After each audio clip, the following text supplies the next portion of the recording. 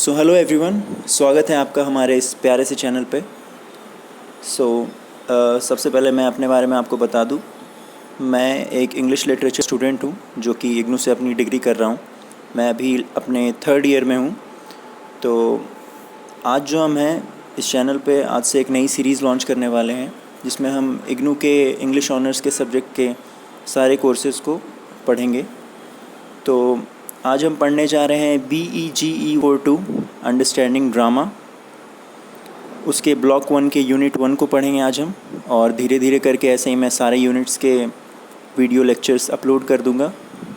तो चलिए शुरू करते हैं।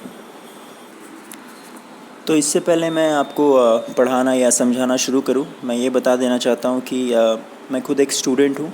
तो जितना हो सकेगा मुझसे मैं उतने बेहतरीन तरीके से आपको पढ़ाने की कोशिश करूंगा। और पूरे चैप्टर को एनालाइज़ करने के बाद मैंने इसके कॉन्साइज़ नोट्स खुद से बनाए हैं। ये प्रेजेंटेशन स्लाइड्स बनाई है ताकि आपको समझने में आसानी हो और आपको मज़ा आए इसे पढ़ने में, क्योंकि इनिशियल ईयर्स में मुझे काफ़ी दिक्कत हुई थी। मुझे भी सोर्सेज सही तरीके से नहीं मिल पाते थे इंटरनेट पे।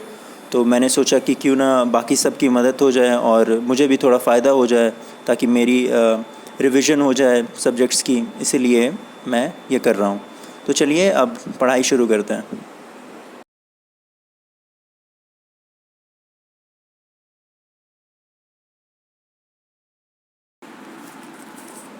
तो सबसे पहला जो पार्ट है इस चैप्टर का वो है इंट्रोडक्शन, जिसमें हम पढ़ते हैं कि ड्रामा एक्चुअली में होता क्या है।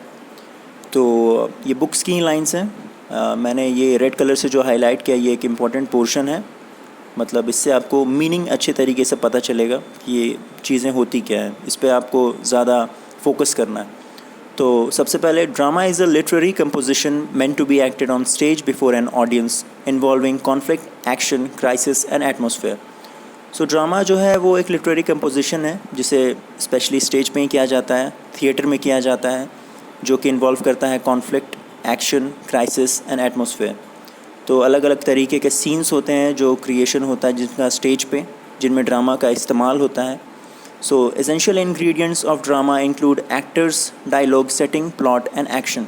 सो ड्रामा किन चीज़ों से बना है? तो एक्टर्स का यूज़ होता है ड्रामा में, डायलॉग का यूज़ होता है, एक सेटिंग होता है जो कि एक माहौल होता है, प्लॉट होता है जो कि स्टोरी लाइन होती है, एंड एक्शन होता है जो कि एक्टर्स परफॉर्म करते हैं, उसे कहते हैं action. So a drama operates within the limits of space and time, existing as a temporal act and addressing events in the past, present और future। तो ड्रामा तो ऐसा नहीं है कि केवल प्रेजेंट की स्टोरी लाइन को दिखाने के लिए यूज़ होता है। जी नहीं, पास्ट, प्रेजेंट और फ्यूचर तीनों को दिखाने के लिए ड्रामा का इस्तेमाल किया जाता है। So drama can not be studied purely as literature. सही बात है, ड्रामा को केवल थ्योरी में हम नहीं पढ़ सकते हैं। It is intimately connected to the stage and the theatre. So drama का इस्तेमाल, जैसे कि मैंने आपको पहले ही बताया, थिएटर पे होता है, स्टेज में होता है। सो ये दोनों को मिक्स करके ड्रामा की जो असली वैल्यू है वो बाहर आती है। केवल ड्रामा को किताबों में पढ़ के उसका कोई मतलब नहीं बनता है। So the theatre reflects the assumption of its age regarding time and history, serving as a narrative of temporal effects and an enactment within a moment of time. So यहाँ पे इस लाइन में हमें बताया कि theatre क्या होता है। तो थिएटर जो है वो सर्व करता है नैरेटिव ऑफ टेम्पोरल इवेंट्स। जो इवेंट्स होते रहते हैं उन्हें वो एक कहानी के ज़रिए स्टेज पे दिखाता है within a moment of time, एक लिमिटेड टाइम फ्रेम में। सो यही है theatre. So drama is a universal art form with a primitive mimetic instinct. So primitive mimetic instinct ये वो है, मिमिक का मतलब होता है कि किसी चीज़ की नकल करना। सो पुराने टाइम से नकल करने की जो हरकत है उसे ये ड्रामा कह रहे हैं, universal art form with a primitive mimetic instinct. So पुराने टाइम से नकल करने की जो आदत है उसे ये ड्रामा का नाम दे रहे हैं। ठीक है, तो चलिए, drama is defined as a well told cohesive story presented in action, often involving conflicts that determine its genre. So drama जो है एक वेल स्टोरी है, एक कहानी है जो कि एक्शन में प्रेजेंट किया जाता है, जिसमें कॉन्फ्लिक्ट्स होते हैं। अभी हमने बताया कॉन्फ्लिक्ट्स जो कि अलग अलग तरीके के जो सीन्स होते हैं, जैसे कि हंसी वाले सीन्स को कॉमेडी कह देते हैं हम, जैसे दुख भरा भी सीन हो सकता है तो उसे हम ट्रेजेडी कह देते हैं। और जो फार्स होता है वो एक तरीके के सिचुएशन को दर्शाने के लिए यूज़ होता है, जैसे कि किसी तरीके का ड्रंक सीन हो गया जो कि बहुत ज़्यादा उसको एग्जैजरेट कर दिया जाता है उस सीन को। तो यही हो गया इंट्रोडक्शन हमारा। सो हमारा अगला टॉपिक है ऑरिजिन्स ऑफ ड्रामा थिएटर। सो इस टॉपिक में हम पढ़ेंगे कि ड्रामा और थिएटर की एक्चुअली शुरुआत कहाँ से हुई थी, कितने साल पहले हुई थी और कैसे हुई। So the western theatre originated in Athens Greece 2500 years ago. So 2500 साल पहले एथेंस जो कि शहर है ग्रीस में, वहाँ इसकी शुरुआत हुई थिएटर की, वेस्टर्न थिएटर की। So ancient Athenians establish a theatre culture with lasting form, technique and terminology. So Athens में रहने वाले जो लोग थे उन्हें हम एंशियंट एथेनियंस कह रहे हैं। उन्होंने ही थिएटर कल्चर की शुरुआत की थी with lasting form, technique and terminology. So किस तरीके से उसे परफॉर्म किया जाना चाहिए, क्या टेक्निक्स होनी चाहिए और क्या क्या शब्द का इस्तेमाल होना चाहिए उसे बताने के लिए उन सारे फॉर्म्स को। सो वो एथेंस में शुरू हुई थी, एथेनियंस ने की थी। So plays from that times are considered among the greatest work of world drama. So उस टाइम के प्ले जो थे वो दुनिया के वर्ल्ड ड्रामा के सबसे बड़े प्लेज माने जाते हैं अब तक में। तो चलिए, तो ancient Greek theatre. So ancient Greek theatre के बारे में जानते हैं।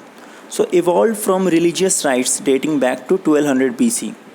सो 1200 BC से ये इवॉल्व हुए हैं उस टाइम से। रिलीजियस राइट्स यहाँ पे क्या कहना चाहते हैं, evolve from religious rights. So religious rights क्या होता है, सिंपली कि जैसे किसी भी धर्म के प्रति अपने मतलब भावना को दर्शाने के लिए हम जिस तरीके की क्रियाएं करते हैं उन्हें हम रिलीजियस राइट्स बोलते हैं। सो ये यही कहना चाह रहा है कि जो एक्शंस होते थे वो पूजा वगैरह के टाइम, जो पिछले ज़माने में पूजा जिस तरीके से होती थी, उनसे वो इवॉल्व हुआ है ancient Greek theatre. So the next line is the cult of Dionysus worship the god of fertility and practice ritual celebration. So the cult of Dionysus क्या था, तो डायनाइसिस जो थे वो गॉड ऑफ फर्टिलिटी थे, ठीक है। तो कुछ लोग जो थे उनकी पूजा करते थे, बहुत शिद्दत से उनकी पूजा करते थे और रिचुअल सेलिब्रेशन को परफॉर्म करते थे और प्रैक्टिस करते थे। सो उस कल्ट को कल्ट ऑफ डायनाइसिस कह दिया गया था, ठीक है। तो the cults practices involve uninhibited dancing and emotional displace. तो अजीबोगरीब तरीके से वो डांस करते थे, अपने इमोशंस को शो करते थे, चिल्ला के, रो के, इस तरीके से वो जो कल्ट थी वो इस तरीके से शो करती थी। तो leading to an altered mental state known as ecstasies. तो इस तरीके से वो करते थे तो उनके जो दिमागी हालत थी उन्हें वो अल्टर कर दिया था इस हैबिट ने, इस uninhibited dancing and emotional displays ने। सो उस चीज़ को एक्सटेसी का नाम दिया गया है। So the next line is theatre became a way of releasing powerful emotions and gain popularity. ठीक है, अपने इमोशंस को व्यक्त करने का एक ज़रिया बन गया theatre. So the Dithyram Chronicheim played a crucial role in the development of drama. So Dithyram जो है वो एक तरीके का साउंड निकालते थे वो कल्ट वाले, कल्ट ऑफ डायनासिस वाले। सो डायनासिस को डेडिकेट करने के लिए, तो उसी धुन को द डिथीरैम कहते हैं। So it played a crucial role in the development of drama. So drama के डेवलपमेंट में इसका बड़ा क्रूशल रोल था। So Athens became the prominent city state for Greek theatre by 600 BC। So Athens जो था Greece की जो city थी वो एक प्रोमिनेंट सिटी बन गई थिएटर के लिए 600 BC तक आते आते। So the role of Thespis. So Thespis कौन थे, तो जो थेस्पिस थे वो एक बहुत बड़े प्लेराइट थे। प्लेराइट क्या होता है, जो प्लेस को लिखते हैं। So he was the director of choruses, introduce the first actor who interacted with the chorus. So chorus क्या होता है, chorus a group of people होता है, बहुत सारे लोग मिलकर जब एक्टिंग करते हैं या फिर वोकली गाना गाते हैं स्टेज पे, उसे कोरस कहते हैं। तो वो उनके डायरेक्टर थे थेस्पिस जो थे। So the Thespis stood on table, address the chorus leader and gave birth to dialogue in Greek theatre. So Thespis जो थे वो उन्होंने ही डायलॉग की शुरुआत की थी ग्रीक थिएटर में। चलिए, this mark the transition from choric chant to theatre and development of stage. So जो धुन के सहारे एक्टिंग होती थी पीछे हमने जैसे कि पढ़ा, सो उससे ये थिएटर में इवॉल्व हो गया, ठीक है। और स्टेज की डेवलपमेंट भी हो गई, अब लोग स्टेज पे परफॉर्म करने लगे, एक स्पेशल जगह बन गई थी थिएटर परफॉर्म करने के लिए। So now the development of Greek theatre. Dithyrambic dances evolve into dramatic stories in play form. So वो जो डांसेस करते थे वो अब उनकी कहानियाँ बनने लग गई और उसे ड्रामेटिक वे में शो करने लग गए थिएटर में, स्टेज पे। सो इन 534 BC पिसिस्ट्राटस, रूलर ऑफ एथेंस, जो एथेंस के रूलर थे उस टाइम पे 534 BC में, जिनका नाम था पिसिस्ट्राटस, इंस्टीट्यूटेड ड्रामा कॉम्पिटिशन्स। उन्होंने ड्रामा कॉम्पिटिशन्स की शुरुआत कर दी।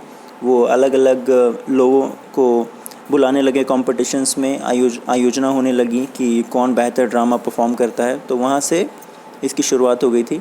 The competitions became popular annual events. So हर साल में एक बार होते थे ये, with competitors chosen by the archon and productions financed by wealthy patrons called choregos. So choregos जो थे वो अमीर लोग जो उस टाइम पे थे उन्हें बोला जाता है, वही फंडिंग वगैरह देते थे। मान के चलिए प्रोड्यूसर्स थे ये, ठीक है। और कॉम्पिटिटर्स चोजन बाय आर्कन्स जो थे वो कॉम्पिटिटर्स को चूज़ करते थे। सो ये मान के चलिए कि ये जज हो गए उस टाइम के, और ये जो कोरिगोज हैं वो प्रोड्यूसर हो गए। Theatre of Delphi, the Attic theatre and the theatre of Dionysus were constructed during this time. So ये 3 थिएटर जो थे वो बनाए गए थे, theatre of Delphi, the Attic theatre and theatre of Dionysus. So plays were perform during the day time with actors wearing masks and buskins. So जो plays थे वो खास करके दिन में ही होते थे, रात में नहीं होते थे उस टाइम पे।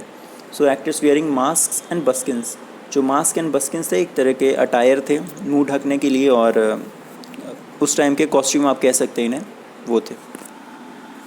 So origin of drama theatre में अब लास्ट टॉपिक का सब टॉपिक है, last topic play rights and there importance. ये बहुत इंटरेस्टिंग टॉपिक है, play rights and there importance, जिसमें अलग अलग प्ले राइट्स जो थे जो प्लेस को लिखते थे उनके बारे में बताया गया और उनका क्या कंट्रीब्यूशन रहा है इस चीज़ में, इस पूरे थिएटर के सिनेरियो में, वो बताया गया। तो चलिए देखते हैं। इसमें बेसिकली 5 प्ले राइट्स के जिक्र हुए हैं, जैसे कि मैंने इनके फ़ोटोज़ भी ऊपर लगा दिए, आप देख सकते हैं। थेटिक वे में मैंने प्रेजेंट आया है ताकि सबको इंटरेस्ट आए पढ़ने में। सो एकाइलस थे एक सबसे पहले, फिर सोफोकल्स थे, फिर यूरिपिडस थे, उसके बाद एरिस्टोफेंस थे, then where is it, Menander थे। ये 5 थे। So Aeschylus introduced props, scenery and reduced the chorus from 50 to 12 members. He is also known as father of tragedy and he has written 92 plays. मैं आपको बता दूं कि इन्होंने 92 plays लिखे तो थे, लेकिन हमारे पास केवल 7 पहुंच पाए। जी हाँ, बाकी सारे plays वो हिस्ट्री में दफन हो गए और किसी को नहीं पता कि वो कहाँ हैं। So that's the saying, you know, कि we have lost more knowledge than we ever had. So Aeschylus introduced props, scenery and reduced the chorus from 50 to 12. So props जो होते थे, सीनरी, अलग अलग तरीके के सीन्स परफॉर्म किए जाएँ, कोरस के नंबर्स को इन्होंने घटा दिया कि बहुत सारे लोग हैं, इन्हें कम किया जाए, 50 से 12 मेंबर्स कर दिए। So Sophocles added actors and focused on drama between humans rather than between humans and gods. तो Sophocles जो थे उनका इंसान के बीच के ड्रामा को ज़्यादा वैल्यू देते थे और उससे ज़्यादा शो करते थे। So he won 20 competitions, 20 competition जीते थे उन्होंने। Used comic details in tragedies, master of tragic suspense. Tragic suspense का मास्टर कहा जाता है इन्हें, और ये कॉमेडी का यूज़ करते थे ट्रेजिडी। सो एग्जांपल हो गई एक ओडिपस द किंग, इन्होंने जो लिखा था। So next is Euripides depicted real people and address social issues. So Euripides जो जुड़े हुए थे वो सोशल इशूज़ को दिखाना चाहते थे। वो reality of war, criticise religion, वो युद्ध की सच्चाई को दिखाते थे, वो रिलीजन के बारे में बताते थे, क्रिटिसाइज़ करते थे उससे जहाँ उन्हें लगता था कि वो गलत है, रिलीजन के जो प्रिंसिपल्स हैं कुछ। He portrayed women, slaves and old people. So बोला जैसे कि आपको पता है, प्ले के द्वारा स्लेव्स को दिखाते थे, उनकी कहानियाँ दिखाते थे, विमेन को दिखाते थे। Okay, so next, comedy also thrived with Aristophanes representing old comedy. Okay, Aristophanes जो थे वो उन्होंने कॉमेडी की, ओल्ड कॉमेडी की। Use 3 actors, sang, dance and dialogue. So 3 तरीके के एक्टर्स ये रखते थे अपने प्ले में, एक जो एक्टिंग करते थे, दूसरे जो गाना गाते थे, और तीसरे जो डांस और डायलॉग बोलते थे। सो एग्जांपल है इनके प्लेस की, द बैंक्वेटर्स एंड बेबीलोनियंस। उसके बाद सटायर ऑन न्यू एजुकेशन, ये नए तरीके के जो पढ़ाई लिखाई थी, एजुकेशन थी, उस पर ये सटायर बनाया था उन्होंने, जिसका नाम ये है। उसके बाद आर्कैनियंस, सेकंड थी world's first anti war comedy.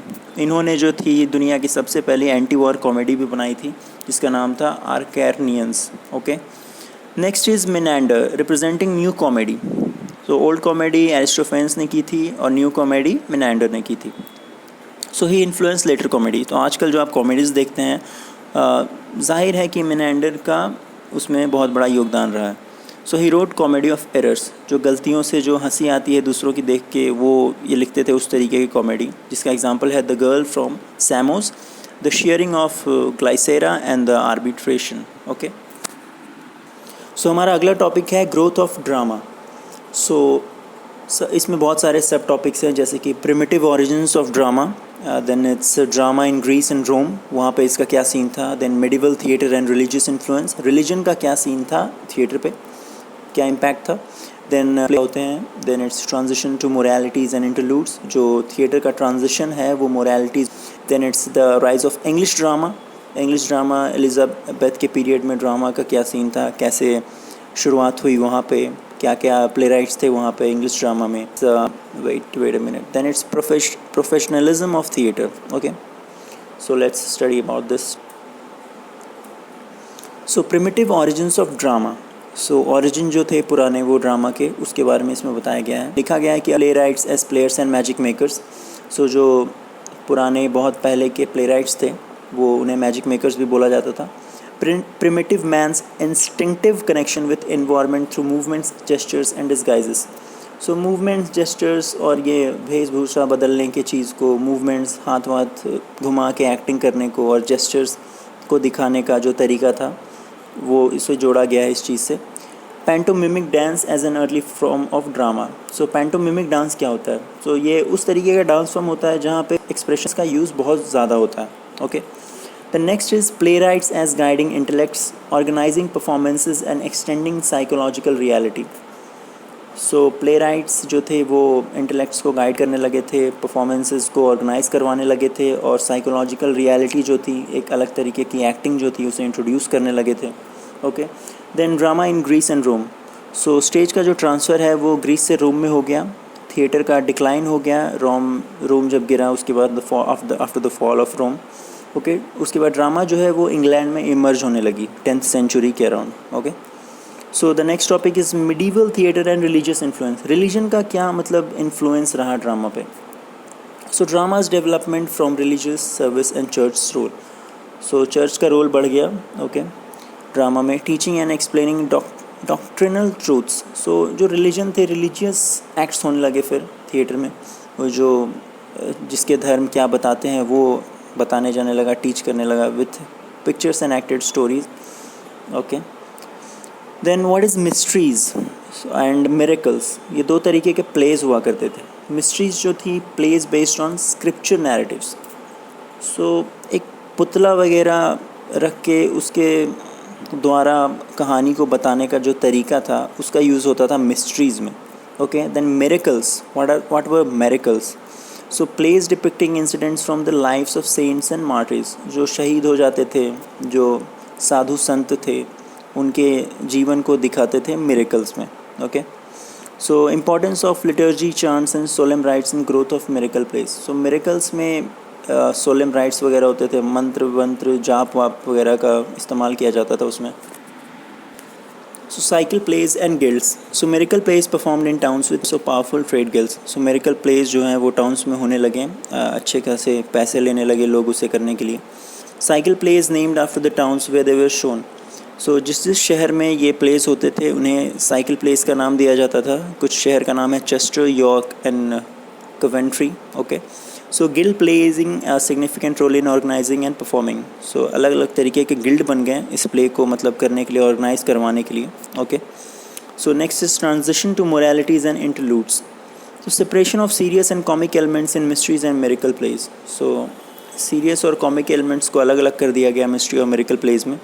Morality play focusing on abstract virtues and vices personified, so एक सेट अमाउंट ऑफ प्रिंसिपल्स होते थे जिन पे मोरालिटीज़ प्लेज होता था, जिसमें कॉमेडी को हटा दिया गया था मोरालिटी प्लेज से।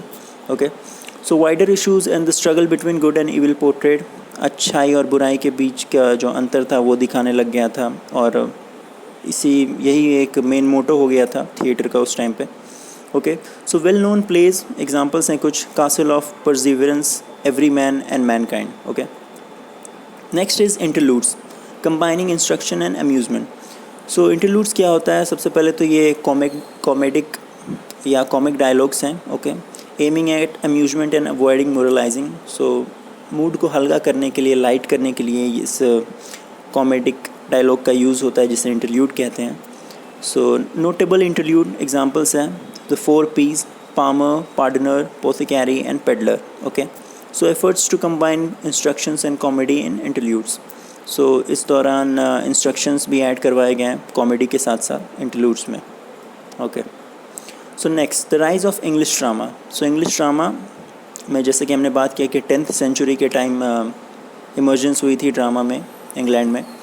सो इसमें क्या क्या पढ़ना है हमें।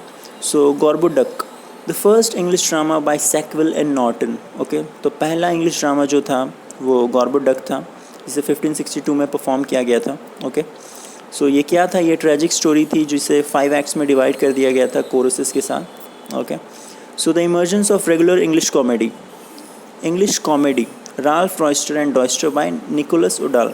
सो निकोलस उडाल जो थे वो इंग्लिश कॉमेडी की आप कह सकते हैं कि शुरुआत की थी इन्होंने। ओके, नाम था वो पहली कॉमेडी इन्होंने जो की थी वो था राल्फ रॉयस्टर एंड डॉयस्टर 1553 में।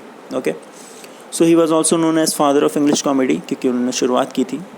Okay, another example can be Gammer and Gurton's Needle by miss S. ये एक और कॉमेडी की एग्जांपल है जो कि निकोलस उडाल के बाद किसी ने लिखी थी। So the last topic in this formation of professional players companies. Okay, constructions of first theatre in Shoreditch in 1576. तो पहला थिएटर जो था वो 1576 में बनाया गया था शोरेडिच में। Okay, so establishments of theatres such as the Rose, the Swan, the Globe and the Fortune. ये 4 तरह के थिएटर्स बनाए गए थे उस टाइम पे the rise of English drama जब हुई थी। ओके, सो अब हम आते हैं अपने लास्ट टॉपिक पे जिसका नाम है टाइप्स ऑफ स्टेजेस। ये मेरा फेवरेट टॉपिक है जिसमें बताया गया है कि अलग अलग तरीके के जो स्टेजेस थे उसमें क्या बदलाव आए धीरे धीरे एक एक करके अलग अलग पीरियड में, और कैसे फाइनली जो स्टेज अब हम यूज़ करते हैं थिएटर में ड्रामा के लिए वो कैसा है। तो चलिए पढ़ते हैं इसे। Drama has evolved over time leading to changes in stage types and acting styles. जी बिल्कुल। Drama classification based on periods. So ये 5 पीरियड्स में बांट दिया गया इसे। सबसे पहला है क्लासिकल थिएटर जो ग्रीक में हुआ करते थे, उसके बाद native drama, then again renaissance drama, Elizabethan drama और जैकोबियन एंड कैरोलिन ड्रामा है इसके अंदर। उसके बाद है नियो क्लासिकल पीरियड और restoration drama 1662 1700 and the last is drama in 18th 19th and 20th century. Okay, so let's study about each one. First of all ancient Greek theatre, इसमें क्या क्या था, इसके कैरेक्टरिस्टिक्स क्या थे एंशिएंट ग्रीक थिएटर के। तो stage in amphitheatres with a round stage, round type का स्टेज हुआ करता था। Large audience size, actors needed to use declamatory voice and large gestures. Okay, so declamation की आवाज़ निकालनी पड़ती थी एक्टर्स को और बड़े बड़े जेस्चर्स करने पड़ते थे। ओके, अपने मतलब परफॉर्मेंस को शो करने के लिए। Mask, symbolic costumes and speaking in a loud voice. Mask का यूज़ होता था, कॉस्ट्यूम्स पहनते थे वो सिम्बॉलिकल कैरेक्टर से जुड़े हुए और ऊंची आवाज़ में उन्हें बात करनी पड़ती थी। Chorus played a vital role in commentary and advising characters. जो कोरस थे, ग्रुप ऑफ पीपल जो थे वो कमेंट्स करते थे उनके प्लेस के बीच बीच में और कैरेक्टर्स को एडवाइस करते थे। Neutral stage scenery with real landscape surrounding. So landscape real हुआ करते थे। ओके, एंड कुछ बहुत सीनरी के लिए स्टेज को बना दिया जाता था। Plays performed in daylight, तो दिन में ही होती थी यहाँ एंशिएंट ग्रीक थिएटर में plays. Okay, so the subtopic in this topic is theatre in Epidaurus. Okay, features and architectural elements, dancing circle, orchestra for the chorus. So Epidaurus में जो थिएटर बना था उसमें डांसिंग सर्कल, ऑर्केस्ट्रा भी perform होते थे उसमें। Okay, stone scene buildings, so skene जिसका नाम था, okay, served as a background. So पत्थर के जो सीन्स आपने देखा होगा शायद, पत्थर को जोड़ के बैकग्राउंड बना दिया जाता था, उसे स्कीन कहते थे। ओके, स्टोन सीन बिल्डिंग्स जो होते थे वो जिसे बैकग्राउंड में रखा जाता था। Okay, so elaboration of stage production with rectangular skin and divided rooms. सही है, स्टेज प्रोडक्शन जो थी उसे स्कीन के मदद से आधा आधा बांटा जाता था वो उस प्ले को करने के लिए। Okay, actors performed on the second story level. ये इंटरेस्टिंग एक फैक्ट है, सेकेंड स्टोरी लेवल पे एक्टर्स परफॉर्म करते थे ऊपर में। Okay, Greek theatre modifications under Roman influence. Roman influence के अंदर ग्रीक थिएटर जो भी था उसमें मॉडिफिकेशंस हुए थे ये सब। Okay, next native drama. So medieval plays mysteries and moralities के प्लेस होते थे इस नेटिव ड्रामा थिएटर के टाइम पे. Okay, performance during religious festivities, त्यौहार वगैरह जो हो गए हैं, जो वो पर्व मनाते थे उस टाइम पे ये परफॉर्मेंसेस होती थी. Staging on wagons in the market places, markets में भी प्लेस को किया जाता था स्टेज लगा के.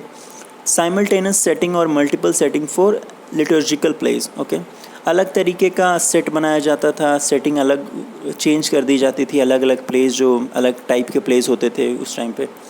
Transition to mystery cycles with elaborated mansions. So ये क्या कहते थे कि मार्केट में वो घूम घूम कर प्लेस दिखाने लगे थे. Okay, amateur actors from guilds और कंपनीज. ओके, नए नए एक्टर्स को इंट्रोड्यूस किया जा रहा था इस टाइम पे. यूज़ ऑफ स्टेशंस और लोकेशंस फॉर स्टेज रिप्रेजेंटेशन, अलग अलग लोकेशन चुन के ये प्लेस करते थे, स्पेसिफिकली ये चूज़ करते थे अलग अलग लोकेशन जहाँ पे ये थिएटर के प्लेस को परफॉर्म करने वाले हैं. Costuming live animals, play cards and focus on gestures, monologues and audience edification. So live animals का यूज़ करने लगे थे, ये कॉस्ट्यूम सेट करने लगे थे हर अलग अलग कैरेक्टर के लिए, ये जॉनर पे जेस्चर पे फोकस करने लगे थे, मोनोलॉग्स होने लगे थे, बड़े बड़े डायलॉग्स होने लगे थे इनके. सो ये था नेटिव ड्रामा में. Next is apron stage and restoration stage. So apron stage में क्या था कि public theatre but still open air. So खुले आसमान के नीचे होते थे ये plays. Okay, circular structure with a courtyard and covered galleries, galleries वगैरह होती थी यहाँ पे, कवर होता था, पूरा सर्कुलर स्ट्रक्चर होता था. Platform, apron in front of arc for acting. Okay, apron simply जो प्लेटफॉर्म होता था उसे कहा जा रहा है जो ऑडियंस के सामने होता था. Importance of performance on bare stage. Okay, खुले स्टेज पे जो परफॉर्मेंस थी उसकी इंपॉर्टेंस इस टाइम पे ज़्यादा थी. Variety of subject matters and styles in place, अलग अलग सब्जेक्ट मैटर्स आने लगे, सोशल आने लगे, ट्रेजेडी के आने लगे, कॉमेडी के आने लगे, डिफरेंट स्टाइल्स के साथ ये प्ले करने लगे. Later modification and decline of apron stage, later modify हुआ एप्रन स्टेज और इसका डिक्लाइन आ गया एप्रन स्टेज का. The last is restoration stage. So theatres of 17th and 18th century. Okay, smaller venues with closed rooms and artificial lighting. So ये restoration stage जो है वो अभी से आप ज़्यादा इससे रिलेट कर पाएंगे. लाइटें वगैरह लग गई, रूम बंद हो गए, थिएटर बंद हो गया. Decorative frame enclosing the stage, जी फ्रेम लग गए हैं स्टेज को मतलब ढकने के लिए. एक फ्रेम के अंदर एक्टर्स को एक्टिंग करते देख सकेंगे लोग. उसके बाद से रिस्टोरेशन स्टेज के टाइम से. उसके बाद in large distance between audience and actors, एक स्पेस बन गया ऑडियंस और एक्टर्स के बीच में. Okay, no curtain, change of scene and stage. So curtain नहीं लगे थे, change of scene and stage होने लगे थे. सो फाइनली हमने एक यूनिट कर लिया. शायद ये वीडियो काफ़ी बड़ा बन गया होगा कुछ लोगों के लिए, लेकिन अगर जिन्हें पढ़ना होगा, इंटरेस्ट होगा, उनके लिए ये सफिशिएंट होगा. मैं आगे से ट्राई करूँगा कि वीडियो को और शॉर्ट करूँ. Okay, and I will try to make my presentation explanation as soon as possible, okay, in order to save time, because if nobody will watch this long duration of video, so what's the purpose? Okay, so at last I wanted to say that thank you for watching.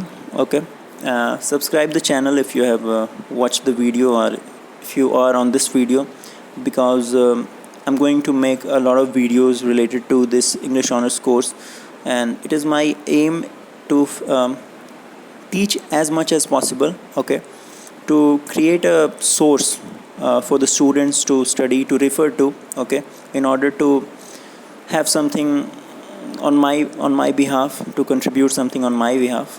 So I would like to conclude this video with a very interesting quote from E.M. Forster, who says, "What is wonderful about great literature is that it transforms the man who reads it towards the condition of the man who wrote." See, it's a very beautiful line. Okay, you try to find its meaning. Okay, thank you.